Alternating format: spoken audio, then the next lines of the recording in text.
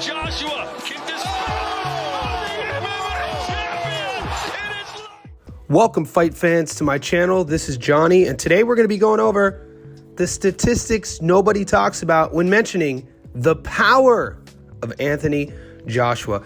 Guys, if we look back to Anthony Joshua's last few fights, now let's go back to the first Andy Ruiz fight. Now let's do some math real quick. He lost to Andy Ruiz via knockout, then he beat Andy Ruiz, beats Pulev, loses to Usyk twice. So easy math numbers there. 1, 2, 3, 4, 5. In those 5 fights, he went 2-3. A lot of people wrote Anthony Joshua off when he was on this bit of a skid.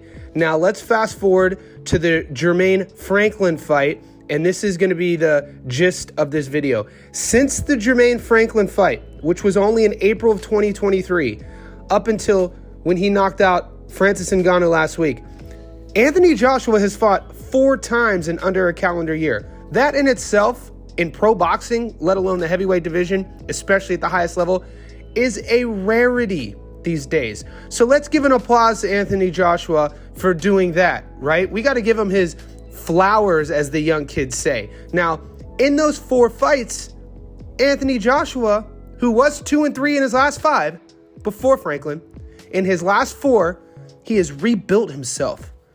He has put his career back on track. He has gone 4-0 with 3 knockouts. And today, this video, we're going to dive deep in those statistics, the resurgence, call it what you will, of Anthony Joshua. And a lot of his success has to be attributed to his power. Before we go into those stats, let's remind everyone who he is. He is 28-3 with 25 knockouts, has always had power, 89% knockout to win ratio. He is ranked number 2 best heavyweight in the world. The big fella stands at 6'6" with an 82-inch reach. He's an orthodox fighter, and he proudly represents England. Now, we are going to rewind the clock about a year. We're going to start with the Franklin fight, and we're going to go over that fight, the Robert Helenius fight, Otto Wallen, and Francis Ngannou, and we're going to talk about Anthony Joshua's power, something that definitely got overlooked when he was on that losing 3 out of 5 skid, and now I think needs to be spoken about it. It's not his fault he fought Ngannou. I don't know if you guys remember, a lot of you casuals were picking Francis to beat AJ. Before we get to that fight, let's go back to April 2023 in London when he fought Jermaine Franklin. Franklin came into that fight 21-1. He ended up losing a decision, 12 rounds. Now, when we're looking at the punch stats, Anthony Joshua threw 376 total punches in the 12-round fight, landed 117 at a 31% clip. Franklin threw more, 426, but landed way less, 58 at a 14% clip. We know if you're going to beat AJ, we've seen the recipe. You have to beat him to the body and you have to outwork him. That guy is a superior athlete. Let's transition to the power shots that night in April. Anthony Joshua throws 151 and lands 60 at a 40% clip.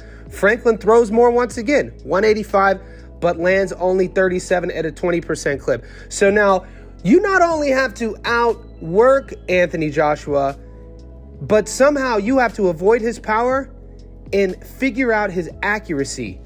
This version of AJ is accurate, strong, confident, is conditioned, and this is why he outworked Franklin at a high rate to beat him for that unanimous. Now let's move on to August 2023. Once again in London, he took on Robert Helenius, who was 32-4 going into that fight. Total punches that night, AJ throws 204, lands 74 at a 36% clip, versus Helenius's throws 173 and only lands 48 at a 28% clip. Once again, accuracy is on the side of Anthony Joshua, and it could be easy for us to look past the physicality and kind of forget that he is a technician. He does have that amateur story career, Olympics, and why I say that is more often than not, that Olympic pedigree at the highest level helps develop very technical pros if they can transition to the pro game, and AJ has done such that. Power shots. AJ throws 47, lands 18, 38% clip versus Helenius is 40, only lands 12 at a 30% clip. And in the 7th round, we got to see, in devastating fashion, Anthony Joshua's one-punch knockout power. Not all fighters have this. And when Deontay Wilder was on his run, he was being heralded as the guy who has that quote-unquote X factor, one-punch knockout power. But against Helenius, we got to see that in Anthony Joshua. Let's go back to December 23, which was only a few months back. He took on a 26-1 Otto Wallen in Riyadh. Total punches. Joshua throws 165, lands 53. Once again, in the 30% range, landed at 32%, which is very high. Versus Wallen, throws 134, 25 at an 18% clip. Why is Anthony Joshua, his percentage always higher? Because his opponents in this stage of their career are fearing that power, and that power presents so many problems, not just getting hit, but it affects his opponent's game plan. And you see that in the statistics. The power shots thrown that fight. AJ threw 80, almost landed at 50% clip, lands 35, 44% clip. To Wallen's 40, and he only lands 11 at a 28% clip. If you're not outworking Joshua, and you're not outlanding him in the power category, good luck trying to beat him. He knocked out Wallen in the 5th. 2 knockouts in a row, and this takes me to last week, March in Riyadh. He takes on Francis Ngannou. Say what you will, UFC champion, doesn't have a win in pro boxing, was coming off of that impressive showing against Tyson Fury. And some odds makers had this closer than it should have been. I'm not going to say who, I'm not going to call anybody out, but it was only a 2-round affair, if that. You saw how this went. AJ only threw 41 punches and only needed to land 12 versus Francis 8 out of 42.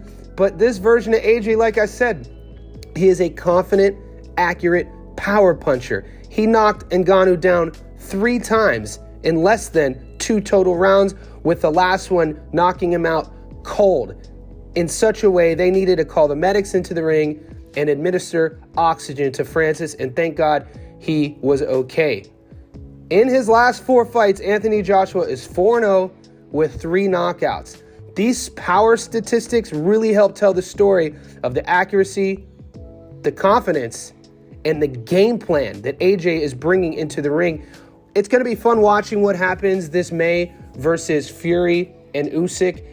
And I'm really looking forward to AJ taking that winner. If you guys want me to break down your favorite fighter, total statistics, win-loss records, power statistics, or an upcoming fight, I could do all that for you. Just let me know in the comment section below.